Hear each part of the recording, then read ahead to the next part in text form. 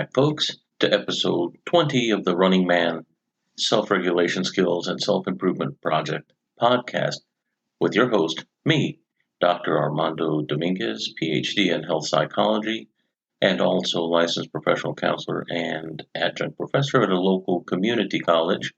And what we're going to be discussing today is going to be slightly varied, but falls within the realm of how we communicate as parents. But also, this is something that applies generally to communication. When we're communicating, we assume generally communication means speaking, and I'm going to define something with a good deal of clarity before we move forward, and that is that communication happens by default.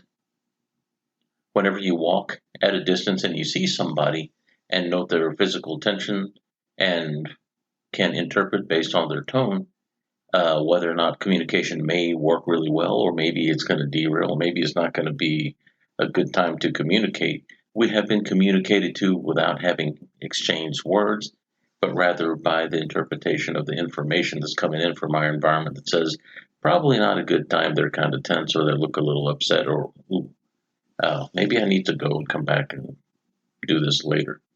So communication is a default. It doesn't happen just when we start speaking. Communication happens at a great distance, and our eyes are very sensitive, such that if we were to see a male and a female, biological male and female, at 500 yards on a flat plane like Salt Lake Flats, where they do this lane speed record stuff, literally 0-degree plane, just straight, flat, and no obstacles or distance, just sunlight, and two little ant-like creatures that are shaded that we can't even see color at that distance, we can tell the difference between the biological male and female. So our eyes are very sensitive. Communication, once again, is a default. It starts before the speaking and the talking ever starts. When we start talking, that becomes a part of the communication that was happening before we started talking. Now, the communication we're going to be discussing is going to be, well, how do we discuss things? How do we communicate? How do we start talking to? How do we communicate with our kiddos, or in family, or with family members, or maybe even a husband or a wife, a girlfriend, boyfriend, or significant other person? That's kind of strange sounding. But yes, so how do we do this? Well, often, whenever we're starting communication, when we're really small, when we're learning how to communicate and learn the language of our parents, of our people, our little family tribe, often it's the body language and the tones of the words that we hear that are spoken to us with a great deal of affection. Oh, that's my baby, and maybe not baby talk and making gibberish, but rather speaking to them in a tone that's soothing and calming. And when we look back at the percentages of influence of communication being body language, 50%, 43% tonals, and 7% the actual words, then we realize the words don't really play a huge part when we're really young, other than by way of repetition and recognition, where we start getting an idea as to what definition means over time, when we're able to make sense of those things. But initially, it's about the comfort and the interpretation of safety being communicated by the body language and the tone and the physical touch and the coddling, this sort of stuff. So what I'm going to point out are going to be some really useful tools that, if we want to elevate our communication with our kiddos, really have good communication, we have to take things in context. We're going to use the negative first, and that is going through divorce, for instance, is a really disruptive situation that actually impacts kiddos and parents, and communication usually tends to fail frequently during going through times like divorce or separation or breaking up a family. And that is our backdrop as far as a really negative thing. And whenever we're considering what we've talked about in the podcast up until now about the physiological arousal, actual physical fear, actual worry about danger, hurt, or injury, actually being injured, we realize in the context of domesticity and the lives that we live inside of homes with families, that hurt does occur, physical hurt does occur. And often, even if there is no hurt, sometimes there is yelling, intimidation, These are all physiological signs that indicate to us in an environment when we're much simpler that there was not only stress or tension, but possibly danger, a fight about to come, or somebody is going to be either fighting, fleeing, or running that could engender some sort of injury, or could also be averting injury or danger, or inflicting that. So, in that context, we're going to consider these communication skills that I'll be showing, because these are things that help alleviate and prevent this kind of stress, because domestic violence happens much too frequently, and it isn't always visited upon children, but to learn these communication skills when we're children and as parents make it a lot easier to apply whenever we're dealing with full-blown adults that are at the very least our equivalent in size, but also in cognitive capacity, so that way we can derail any potential negatives. So that's going to be our launch point. And I'm going to list off some of the communication tools. And one of the first, whenever we're dealing with little bitties, and sometimes our failures as parents, are whenever we do get upset or irritated, because often we forget that we're much larger in size than what our babies and our kiddos and our children, even whenever they're in elementary school and junior high. And we forget that there's an authority that is assumed because we've been raising them and feeding them, and they look to you for that security. Now, before I go too much further, I'm going to say that does not mean I don't believe in discipline. I do believe in discipline. But discipline does not necessarily mean beating or injury. Discipline is a mental thing. It is a decision process to be able to choose to do. It is not a matter of punishing physically or corporal punishment. Those two things are not the same. We tend to correlate them and speak flippantly as if they somehow belong together. They do not. Do they occur together? Well, yeah, often they do.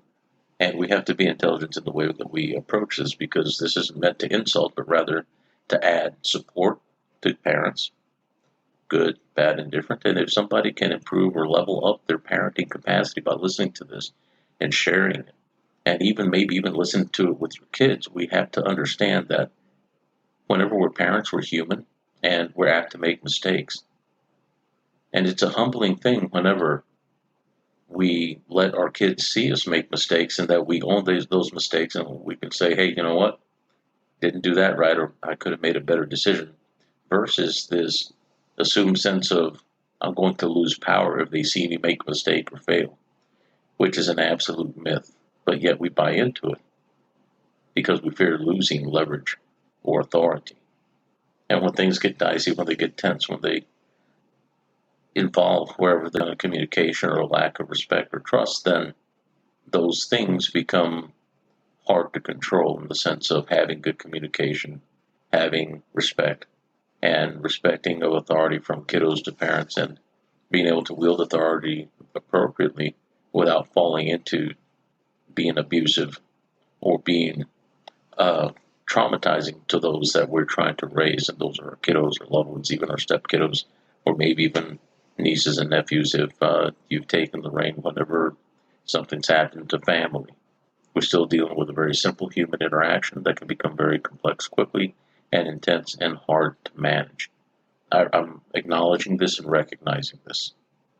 So, one of the first things when we're dealing with the little bitties, when we're talking about kiddos that are pre-verbal, when they're maybe bouncing around the little bouncer, when they're cute and fuzzy and bald, and they have those little chubby arms and legs and they wiggle and do whatever, but they're still largely dependent on you to either change them, feed them, take them to the doctor, pick them up, that sort of stuff.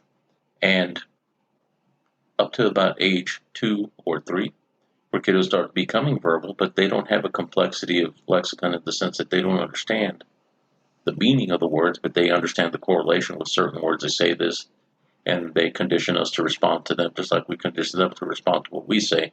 And the meaning becomes more clear over time. So parenting by default is starting with an incomplete idea, many incomplete ideas, many ill-defined things, but rather a use of expedience with certain assumptions that go with that, to assume that we're going to be there to correct and to actually fix and fill in as we go over time to make sense of, so they not only understand what we're saying, but also understand what is meant and when to apply things, when not to, this sorts of things. So parenting is quite a complex deal, but even with our littles, some important points are truly critical, and we want to prevent them from experiencing adverse conditions because we induce fear. This isn't always done on purpose, but sometimes it's done out of a reactive state because we were brought up in a hard way, or we have very little tolerance for a high, shrieking, shrill voice crying for too long. Could be dogs barking, could be a voice going up, maybe certain words that are said, but we have to become more self-aware when we're parents because we don't want to visit our fear and, in quotes, the sins of the father, the mother, visited upon the children. We don't want them to suffer the things that maybe we did. And our goal, if we want to be good parents, is to be the parent that maybe we didn't have if we didn't have the parent that was sterling. And even if you had a wonderful parenting situation, maybe be the parent that you didn't have in those spaces that maybe your parents, being human, may have failed you somehow, even though they didn't intend to and wanted to be as helpful and useful to you and supportive of you as they could.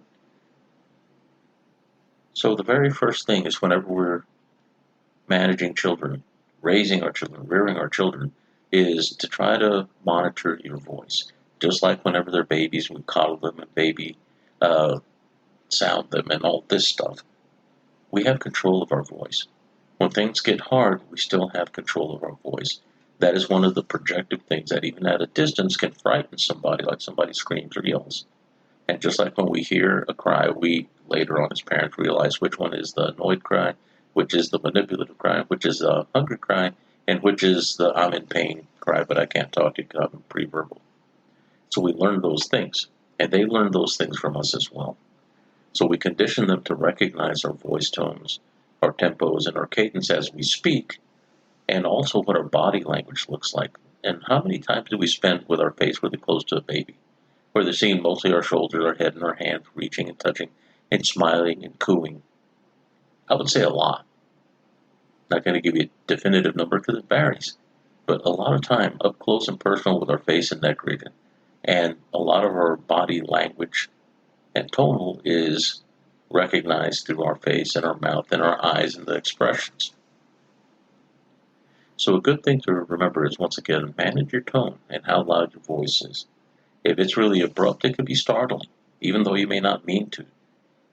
Also, being careful as to the facial body language, not grimacing necessarily, not necessarily being angry when you're close to the baby, but also trying to calm yourself as you approach, knowing that there are going to be times that you're going to have to move baby because maybe they could be in danger, this sort of thing. Those are qualifiers, and yes, those things sometimes are necessary, and we have to move quickly at times. But what I'm just talking about is the general low-stakes stuff, because during the low-stakes times, most of the time, is whenever we have the opportunity to practice these things that will elevate our parenting to a higher level. Now, I'm going to invoke a term, something that you're already very familiar with, because it is such a cliche thing that we kind of laugh at, and even comedians speak about, and that is do as I say, not as I do.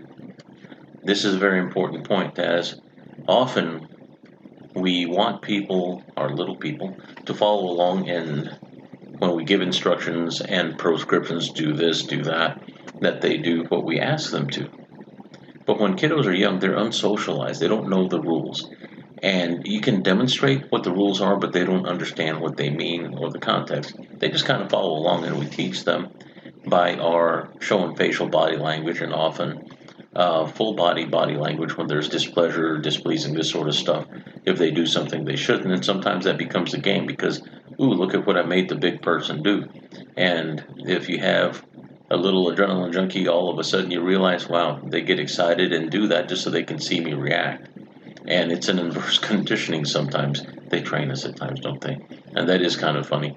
But when we're looking at the idea of do as I say, not as I do, keep this in mind. The reality is children will do as we do. and we'll ignore what we say because often when we say things, if there's any kind of stress, think about the physiology of the body and the brain not being fully flooded with blood as it should to do its deepest thinking. And on top of that, the brain is not finished forming till age 26, and they're 2. So it's unrealistic to expect them to do any really super deep reasoning. Doesn't mean they don't problem solve and get themselves into things they shouldn't. It just means that we have to be willing to be patient and remember, whenever we start getting frustrated, they're little. And sometimes we have to redirect and maybe even have to say no 5 or 6 times to get them to understand, because they're going to be pertinent to what they're interested in and persistent because they're interested in it. And that's okay. You want those kind of things. Being a parent, it's a marathon job, and you will get endurance from it. You'll get conditioned to it, but you'll get tired. That's the reality. And we don't want to be parenting at a level of exhaustion and then being snappish and ugly and upset. So these tools that I'm teaching, once again, they're going to be helpful in managing things when it's low stakes. So that way, when things do get hard, you'll have those skill patterns up. I'm not saying you don't have them. You'll probably have some of these already.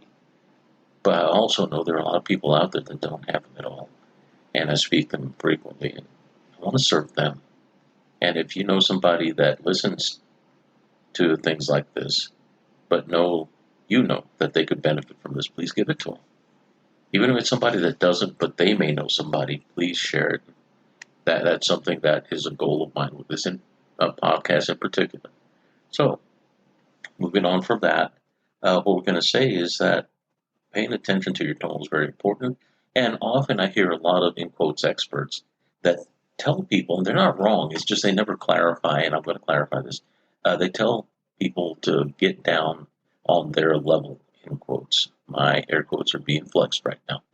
And I say this with a bit of irritation because often when people say this, they very quickly say it and they repeat it because they got it out of a book, but they don't practice it.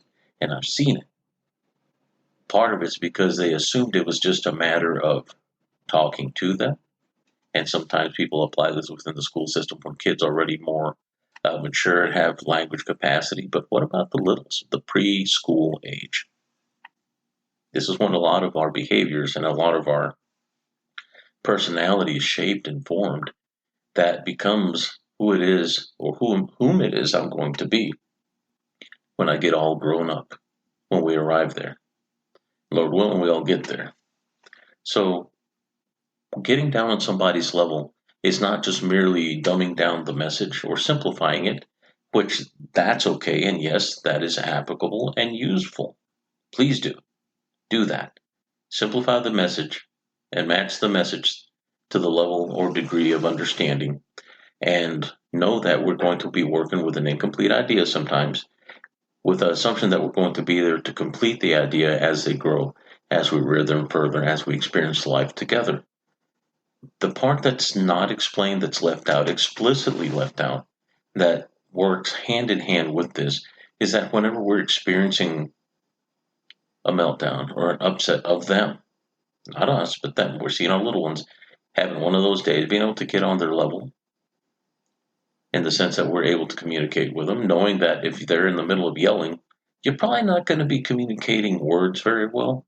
But what's most powerful and useful in our communication tool bag is that we have body language and tones. Soothing tones, yes. But more important thing, when we're simplifying that message and the redirection of the behavior, is physically getting down to a level closer to them. Whenever we have a physical looming presence and they're tense, they're reading our body language as threat and danger.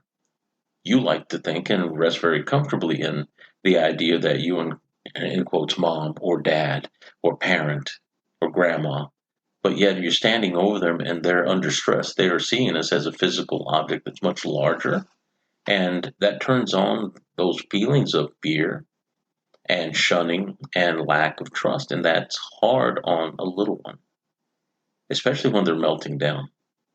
And if we're abrupt in our movement, that's part of the control part. We have to be in control of how we physically move relative to them, especially if we're moving forward towards them. Now, I know that kiddos can get destructive and upset and start running away and maybe bump into something whenever our eyes narrow. There's due to not the eyes, but rather the vision. Also, they start going into fight flight. And often, whenever kids run, why do you think they run? Is it fear of consequence? Fear of circumstance? Maybe in a very simplified sense, the run, fight, flight, that's a neurological program. You didn't have to teach them that. They inherited that. And the situation, their environment may have kicked that on, such that they're responding that way. So moving slowly, just like we would move slowly toward a cat or a dog whenever we're trying to pick them up and get them out of a wet situation or a gutter, and we want to reach in and be soothing in our tone and very smooth in our motion, we should do at the very least as much with our kiddos too, so as not to be abrupt. Just because they're human doesn't mean they automatically respond to those things very well. So once again, getting down to the level of your child. If you can be equal in head height to them, that's cool. If not, if you sit down and talk to them, you're closer to that versus looming over them. And that's much less threatening. And that is something that works very well with adults as well. It's not just something that we apply to children. Simple, concrete reasoning, simple messages, no abstracts, don't ask why. And if we can, try to ask them what they want or what's happening or how are you feeling. Those are the things that will probably get us more ground and real estate where we need to make progress, especially if we need to get somebody out of a situation that's tense or dangerous or inducing more anger or sense of fear, which means I feel unsafe in my environment. As a parent, those are things that we can do. So if we are taller than them, even if you're just 4'11" or 4'8", you're still larger and taller than a baby or a 2-year-old. And that is still looming over and still could be read as potentially threatening. Alrighty, I've already repeated that 2 or 3 times. We'll go to the next part. And one of the things we want to do is non-confrontational communication. This is a principle. It's not an action in particular, but this is something that you could actually use with your teens and your older school kids. Often whenever we want to know things about our kids or what's going on, often we want to sit them down across from us eye to eye. Okay, tell me what's going on. And it's our natural inclination as parents. I've done this as well.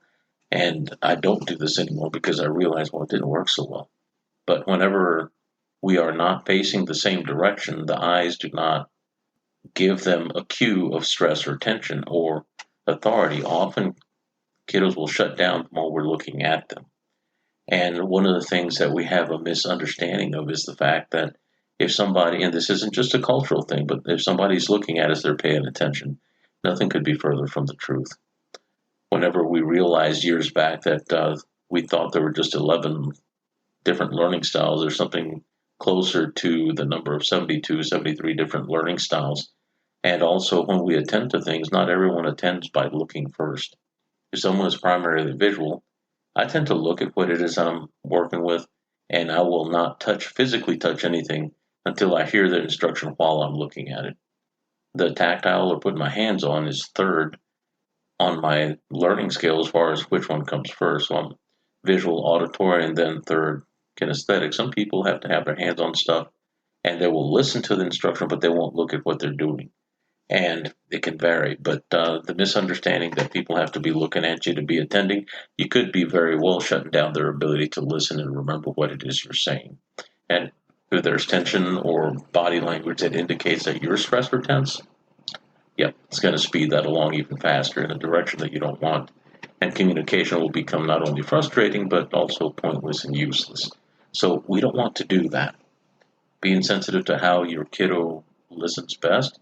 Often, most kiddos listen very well, and they will talk to you more aptly if they're not looking directly at you.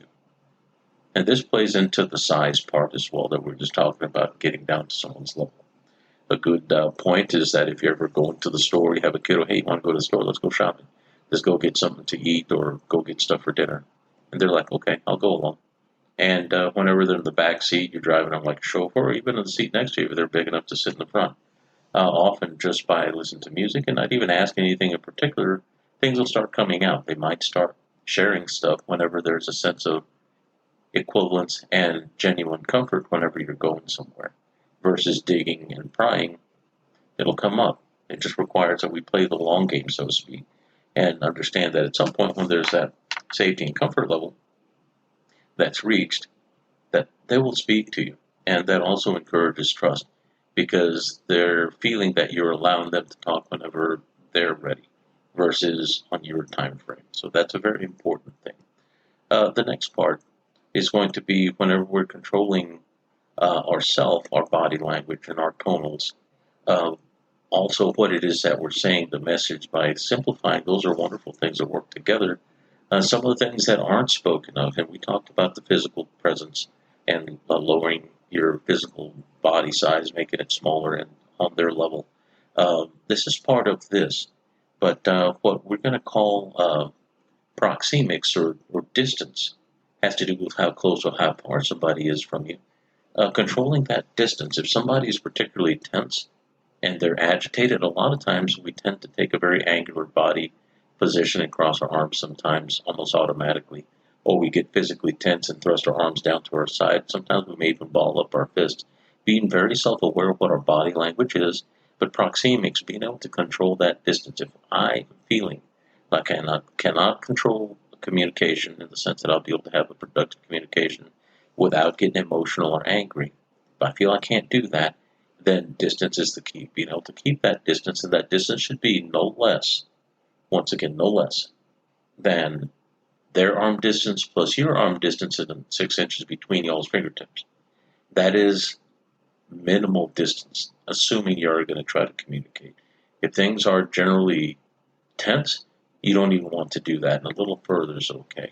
Any closer than that, then things become very quickly threatening if somebody's body language becomes abrupt or somebody's voice becomes rather loud. So controlling of the distance whenever you're communicating, not just with kiddos, not just with babies, but also with any adults or peers, coworkers, this sort of thing, or strangers out in the marketplace.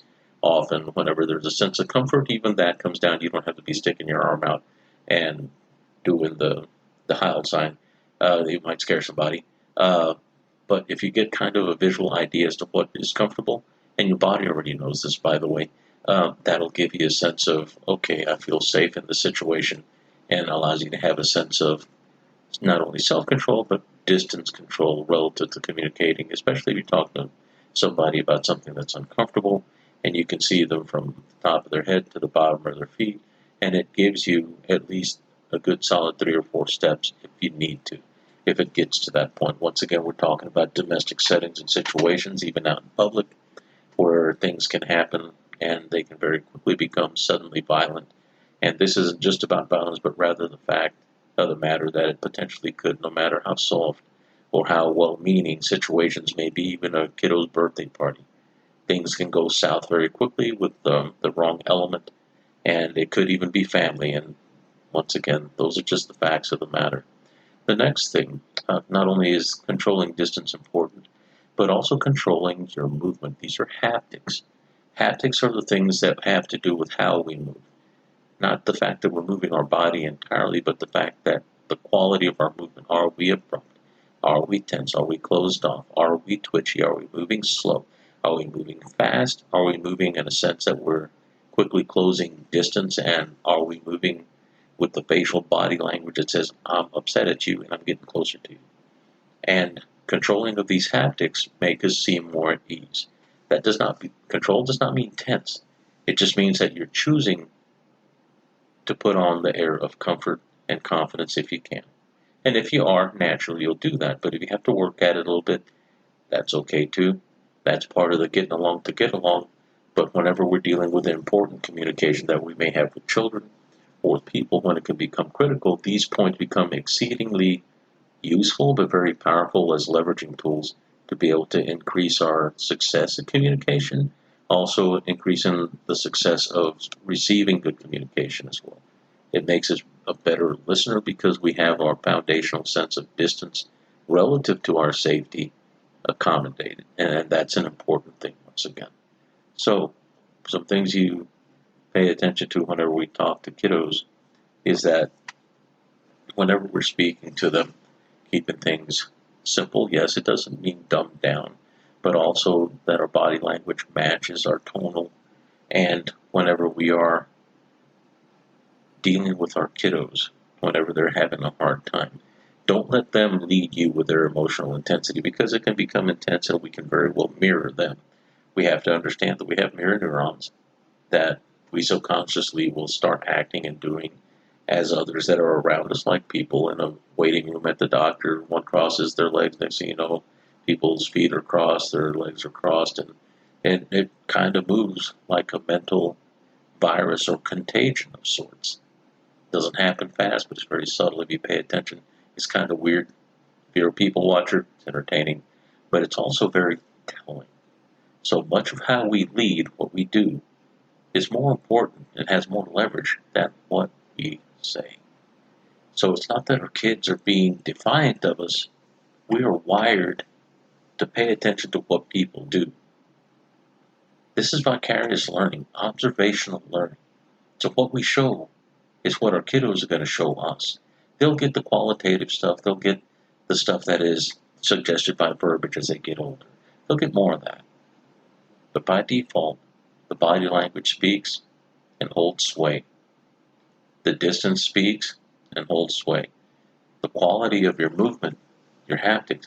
Am I twitchy? Am I calm? Am I accommodating? Do I look soothing? Do I sound soothing? Do I feel soothing to somebody? Do I sound soothing? Am I saying things that are soothing things? Does all that match? And if so, wow, we have a really powerful message. One of the things I wanted to point out today was about parenting and the tools that we need to encourage communication, because there are so many that fail out there at this. Not because they're failures or bad people, but because they didn't learn it, they didn't see it. But one of the things that is a blessing to being human is the fact that we have neuroplasticity. We're coachable. We're teachable. And we can learn down to our very last hours. And our brain is capable of healing itself neuroplastically from damage down to the very end, to where we're no longer able to sustain a heartbeat. And that's a very important thing. We're not doomed to be those things that we were in the past. We're doomed to be those things we believe ourselves to be limited to. We can change that. And we can encourage great growth in our kiddos and let them know that they can be more, and we can do more together as family. And whenever we have situations that have been difficult, we can learn how to do things well and do better and get a greater degree of success, not only in our home, but our relationships and how I live and how I communicate, but also how I become the person that I become. And I can take greater tools with me when I get there. It's definitely a cool thing.